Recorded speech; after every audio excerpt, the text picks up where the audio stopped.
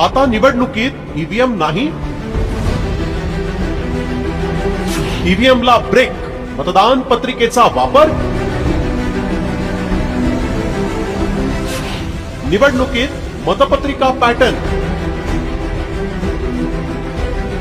EVM hack होतं की नाही हा वाद प्रत्येक निवडणुकीत चर्चेत असतो. धुळे सोलापूर मार्गावर तर ईव्हीएमच्या विरोधात रस्त्यावर उतरून जाळपोळ करण्यात आली, तर छत्रपती संभाजीनगरमध्ये ईव्हीएम वर बंदी घालण्याची मागणी करत राज्य निवडणूक आयोगाच्या कार्यालयात काही जण घुसले होते. राजाचा जीव ज्याप्रमाणे पोपटात अडकलेला असतो, या सत्ताधाऱ्यांचा जीव ईव्हीएम मध्ये अडकलेला आहे आणि कुठलीही लोकशाही या राज्यामध्ये जिवंत राहिलेली नाहीये. एकूणच ईव्हीएमच्या विश्वासार्हतेवर प्रश्न उपस्थित होत असतानाच शेजारील राज्यात ईव्हीएम ऐवजी मतपत्रिकेवर मतदान घेण्याचा निर्णय घेण्यात आलाय.